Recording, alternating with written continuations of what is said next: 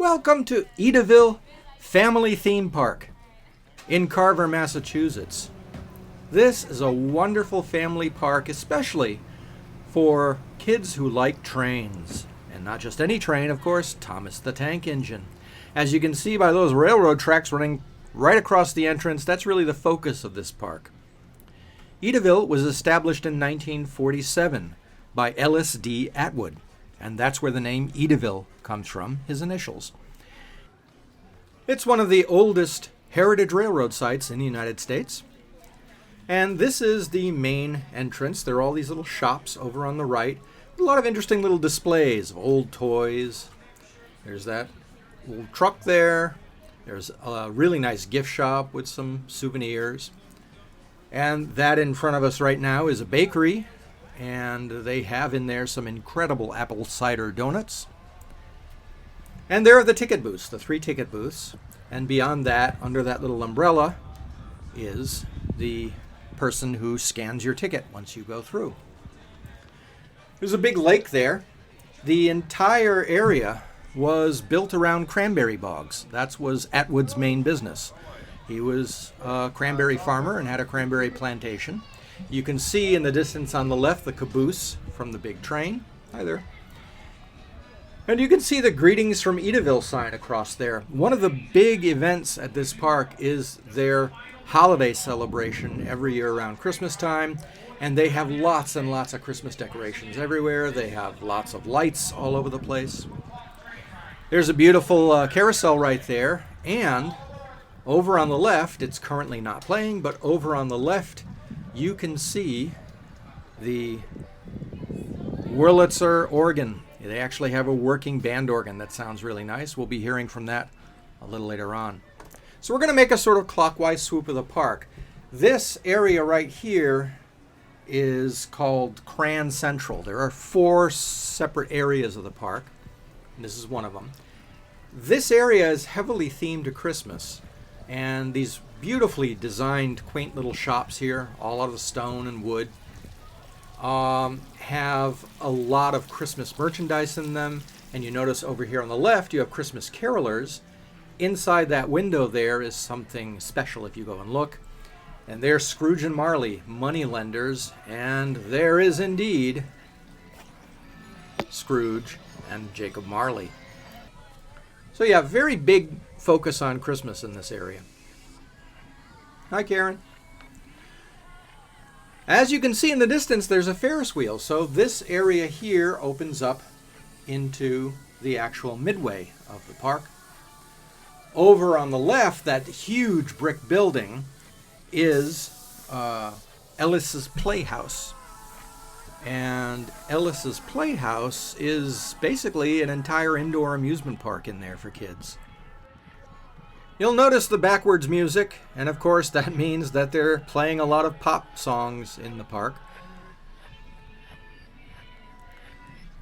If you take a right here, that will take you to most of the rest of the park. We're going to bear left. Notice these little light posts throughout the park too. Those are really nicely designed, and they have windsocks on them.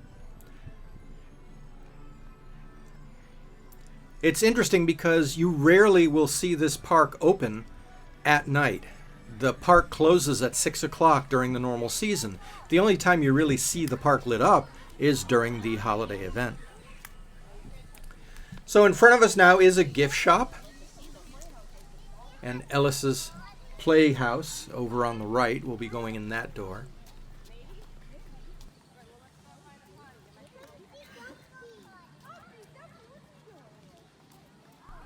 The park is a really popular hangout.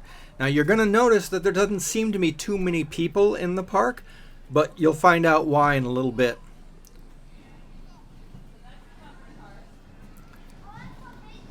So you can come in here and you can go left or you can go right. We're going to go left first.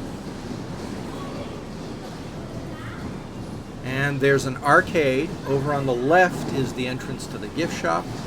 There's an entire bumper car arena in here. I love these old wood benches that were from an old train station. There's a bumper boat arena, and there's a water gun game.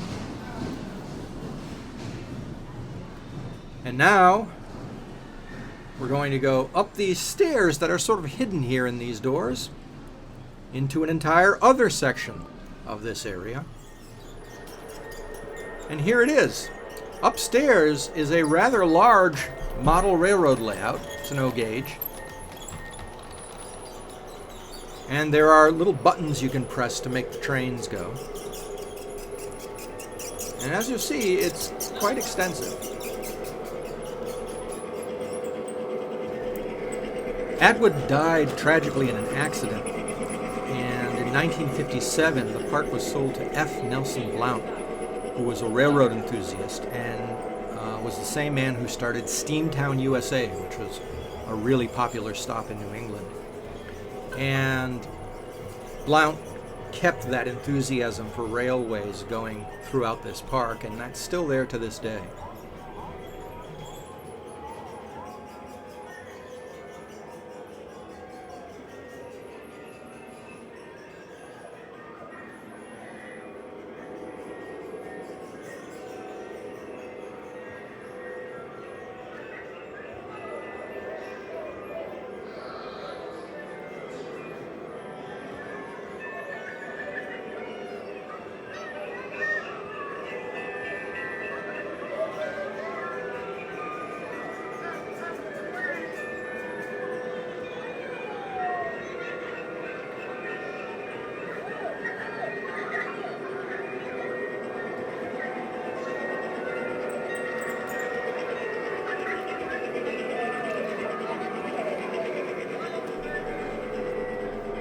So that's the miniature railway. Now the rest of this area is a Cranberry Museum.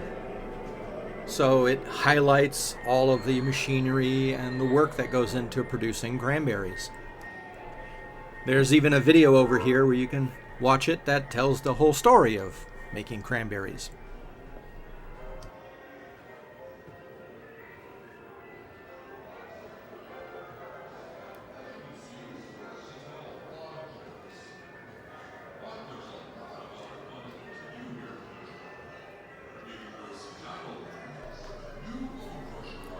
Now on the other side of this building up here is, as I mentioned before, a full indoor kiddie park. So even if you're here on a day where there's inclement weather, you can still have fun. And you can also be lectured to by a pumpkin. There's really so much to do here at Edaville, USA. Did you know we're celebrating our 70th anniversary this season? Can you believe it? Families have been coming to Edaville for a long time.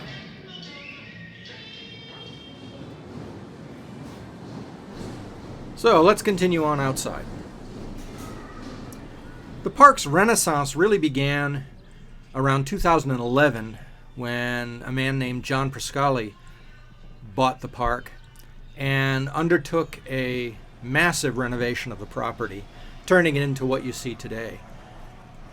He created the themed areas, and by about 2014 is when everything was sort of formed the way it is now. So as you can see over there, there's a balloon ride for kids and parents as well. And again, another thing I like about this park is there's a lot of stuff for families to do together. There are also a lot of these little sculptures scattered throughout the park too, which are delightful for kids. There's a nice Big Eli Ferris wheel, real colorful. Gives you really good views of the park.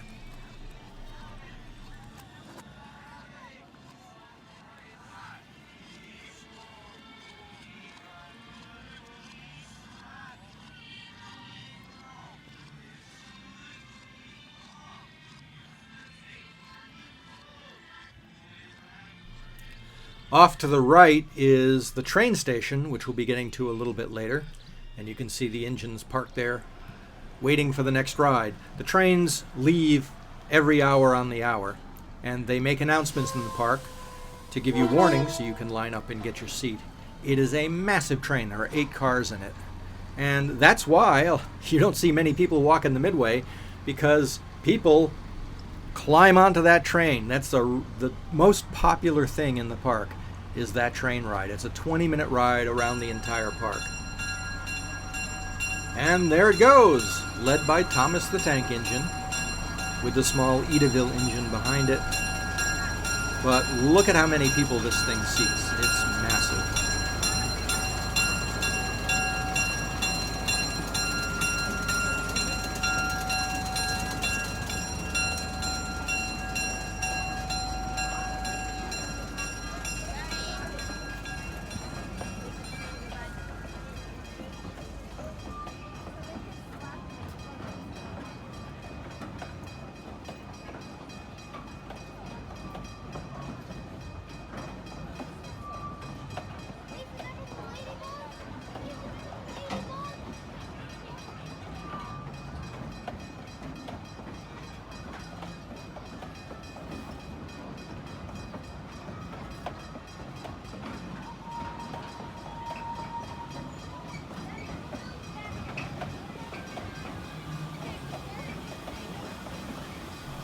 The park used to be known as Ville Railroad, when this was pretty much the main attraction in the park and one of the only attractions in the park.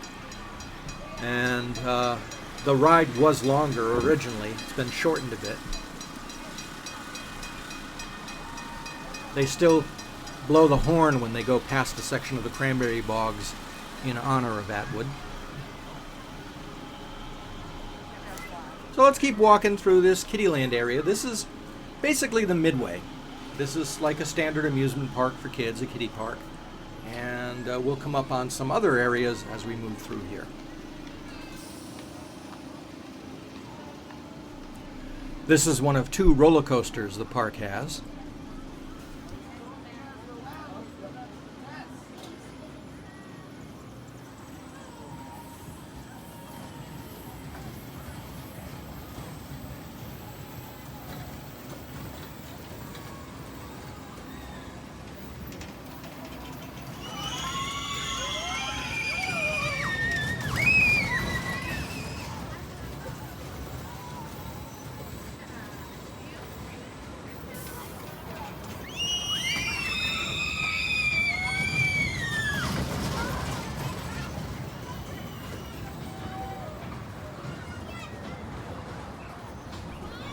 There are a lot of classic vintage kiddie rides around the park, like this Jolly Caterpillar. Over here on the right is a fried dough stand that also has ice cream and kettle corn. And over here on the left, you see the little pig on top. There's a barbecue place.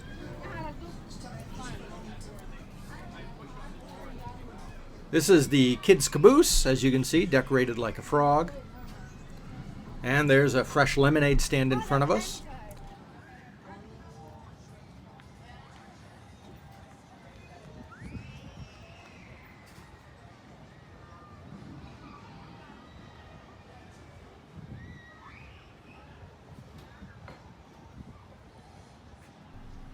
And back here, tucked away in a corner, is an actual steam engine, coal-fired steam engine, that kids can climb up the stairs there and they can get into the conductor's compartment.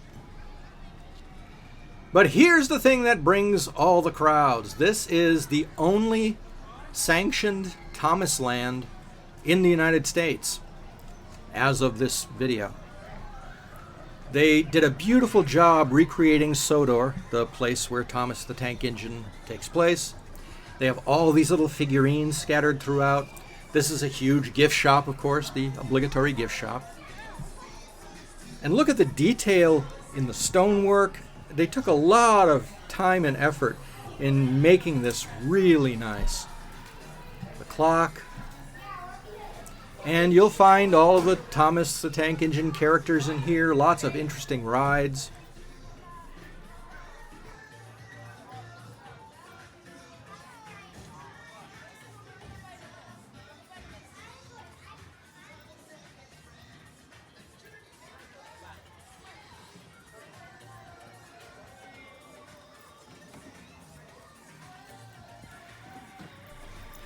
In front of us is the Vicarstown Dieselworks.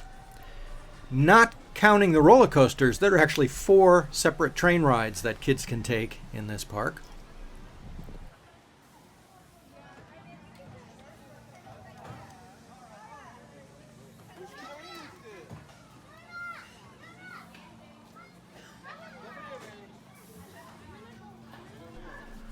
Over here on the right is the entrance to Winston's Skyline Express, which is that little train car that you saw going up above on the elevated track.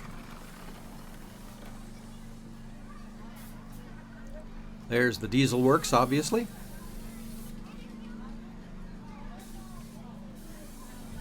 But look at the beautiful landscaping. Really, just nice attention to detail in this area. And what I want to do is I want to take a little walk around here for a just short diversion. Look at that. What is that? Well, it's an interesting story. That is the only Kersplash ever made. That was a combination roller coaster and flume ride made by the E.F. Myler Corporation, and it was originally at the Washington State Fair. And they brought it here to this park, but they never finished rebuilding it. And from what I've read, they have no intention of ever rebuilding it, so it just sits there out in a field. Very tempting to look at, but sad, really. I would love to get a chance to ride that.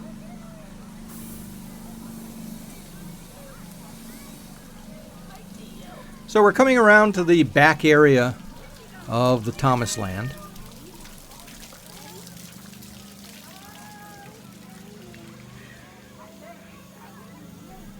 Over there on the left is the Dockside Diner, which is one of 2 big eateries in the park.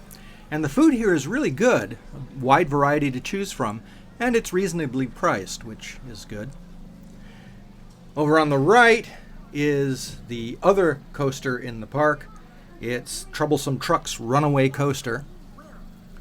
And that's another family coaster, of course. And then back over here at the far right, tucked in a corner, is the Tidmouth Sheds, which is basically a little stage show for kids, and they seem to love this. 3.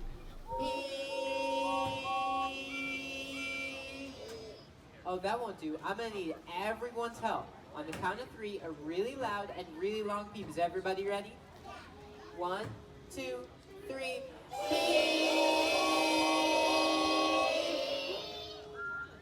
Did you guys hear that? That's Thomas. Hey, he did.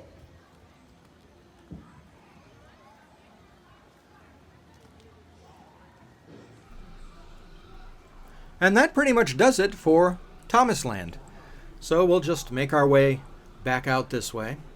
There's the station way up there for Winston Skyline Express.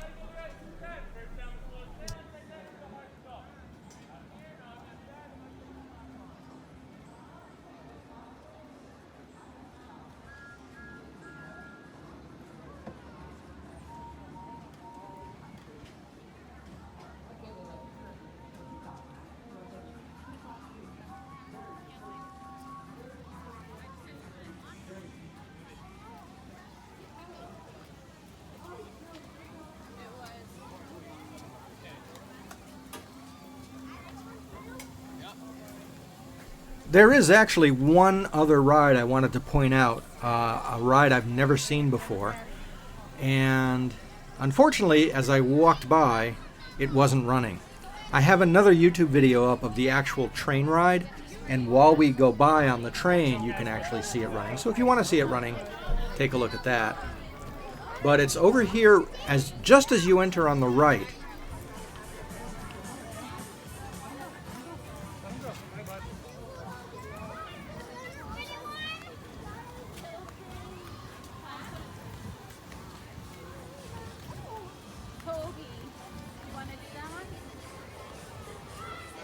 And there it is on our left, Toby's Tilting Tracks. It's a really strange ride. It's sort of a combination of a wave swinger and one of those rocking school buses. The whole thing spins and tilts back and forth It's about as close to a spin and barf ride as this park has. It looks pretty intense. I didn't try to ride it because I don't think I'd survive. And there's a look inside the gift shop. And so now we'll continue back toward the entrance of the park. But we still have one more area to look at.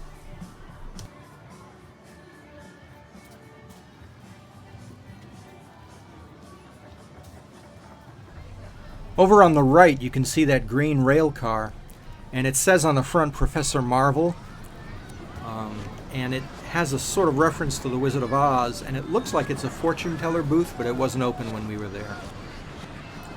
And as you can see, this whole area, there's plenty for kids to do, lots and lots of rides. There's the back of the fried dough stand that we saw earlier. And here on the left is another train ride for kids.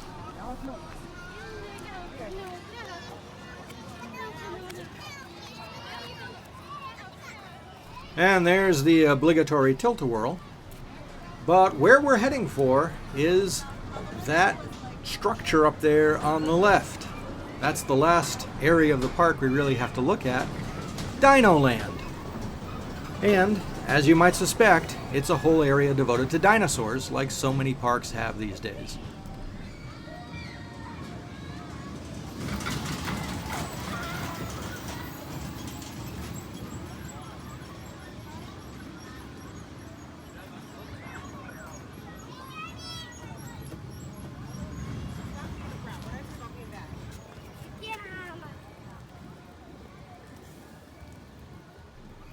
I really like the entrance with the flaming pots up at the top. Creates a really nice Jurassic Park feel to it. So let's cross over the train tracks here and enter into the area. There's something in here that I was really surprised about. That actually delighted me quite a bit, so we'll see that as we go in. So over on the right, of course, is a gift shop. Dino Blast is a shooting gallery with this Jeep that looks like it's right out of the movie Cars. The path begins over here on the left, where there is also a bone shaker. That's a interesting Flintstones themed ride for kids. But this is the actual path toward Dino Land. And they have an interesting sign here. And if you read it, it talks about how when they were building Thomas Land, they had to sort of get rid of the Nome Coaster, which I didn't know what that was. So there's a lot of really interesting stuff scattered throughout here, and you have the obligatory dinosaurs, and each dinosaur has a little button next to it that you can push, and a narrator will tell you about that dinosaur, and the dinosaur will move. There's an Edaville fire truck. Not sure if that's because there were once fire-breathing dragons here. So here is the first glimpse of what I thought was interesting. It's an old shift kiddie coaster, just like the one that used to be at Mountain Park, and there are pieces of it scattered all over the place.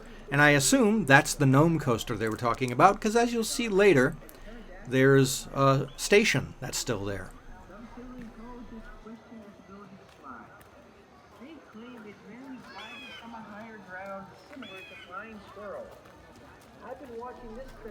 This walk is nice and shady and quiet. It feels like you're in a completely different park.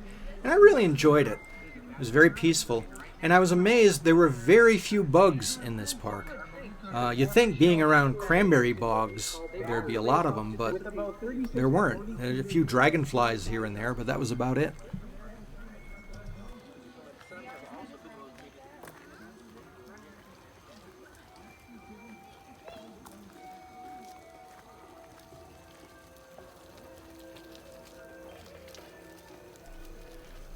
This area also had these wonderful misters all along the paths, and it helped keep the area cool and also provided a really sort of mysterious feeling to the whole area.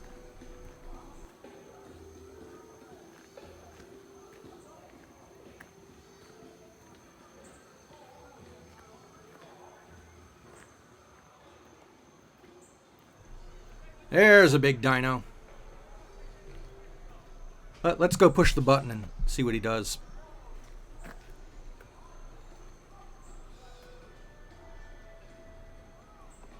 135 million years ago, Allosaurus was at the top of the... Oh, isn't that nice? He's waving to us. Hi!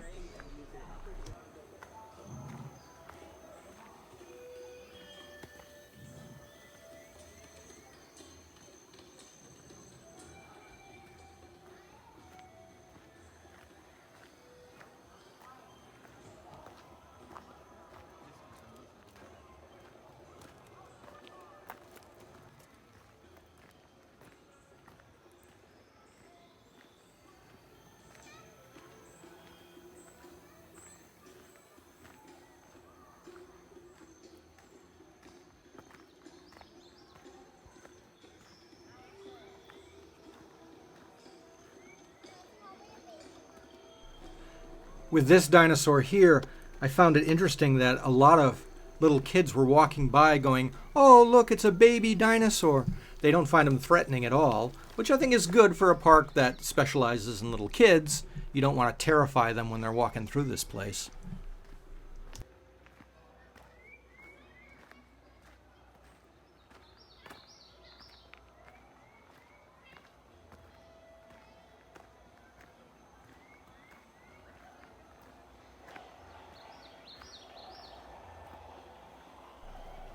Over here is a crew doing some repair work to the dinosaurs, so it's nice to see they keep them up.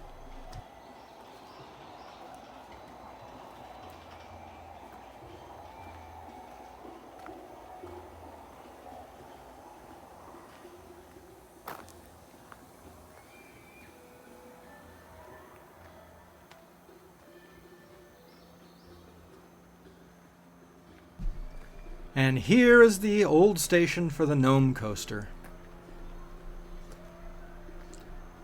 It's really sad in one way. I would love to see the coaster running again, but at the same time, it's pretty cool to see.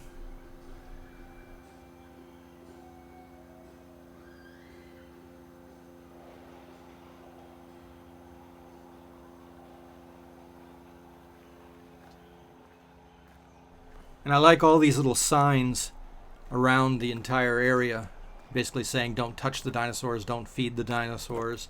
One of them says, do not feed your brother or sister to the dinosaur.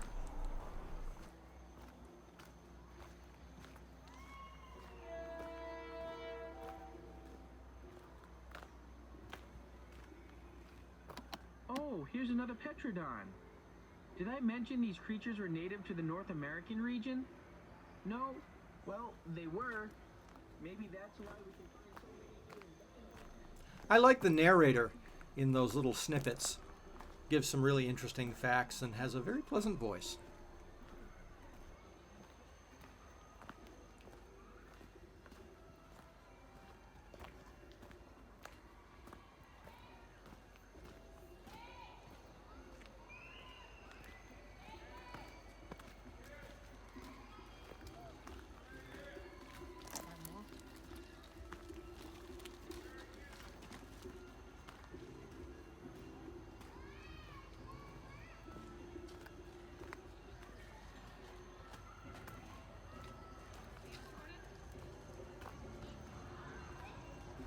And as we get near the end of our journey here, the dinosaurs start to get a little bigger.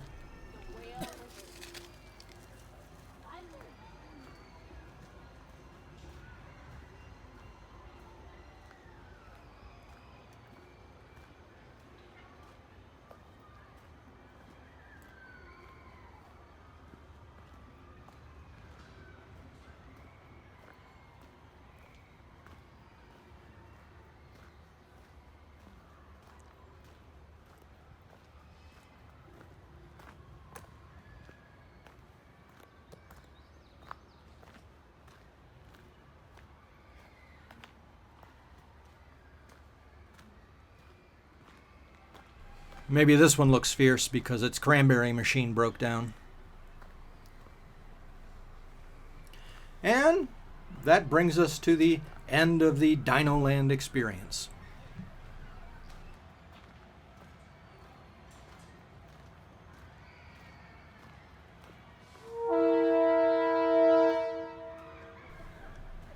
That sound means that Thomas the Tank Engine is arriving back at the station.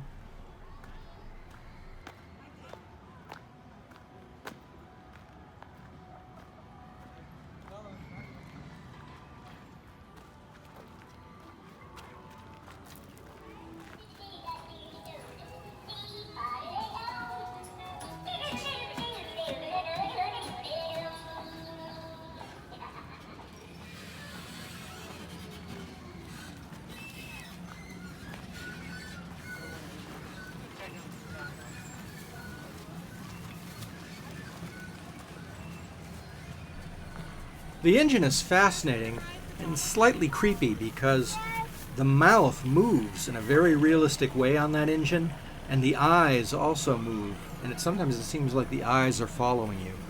It's a really weird effect. Notice that fan over on the left. They have those all over the park. They're misters, and it's really nice on a hot day. It helps cool you down. But look at all these people coming off the train. That's why the park can seem empty, because everybody in the park is on that train at some point or another. So it's a real high-capacity ride. It's similar to what happens at another big theme park where they have a water park, and the water park closes, and then everybody floods onto the Midway at that point. In front of us now is the Candy Depot, and there's also a little snack bar there. But on the other side of that is another eatery, Casey's Cafe, and we ate there when we were at the park, and it was quite good.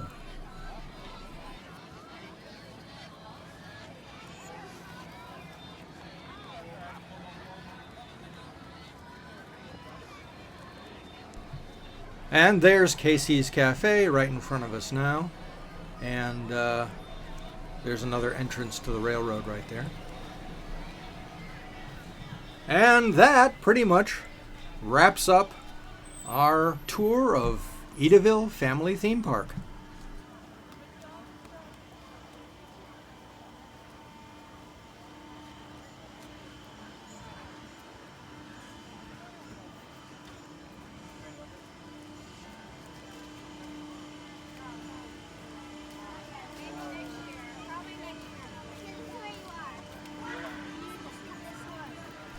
So if you have young children or grandchildren, especially if they like trains or if they like Thomas the Tank Engine, this is the park to take them to. And the park is located just a short drive from Cape Cod, so you can make a whole holiday of it if you wanted to. It's a lot to see and do in this area. And I would love to come out here during the Christmas event because it looks like it would be just spectacular. And it's been ongoing for a long, long time, so it must be really well done. Also, you can see way off in the distance there a sort of trailer. I'm not sure what that is, if that's a stage, because it's in a big field and it looks like one of those trailers that opens up into a stage, so perhaps they have concerts here. I'm not sure. Maybe some of you in the comments can say. Look at that, Mr. and Mrs. Robert Cratchit. So again, keeping that Christmas theme all throughout this area.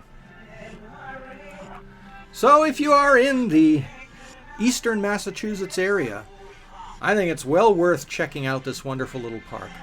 It has a reasonable price. If you're a Massachusetts resident, you get a discount, and if you're a senior citizen, you get a discount.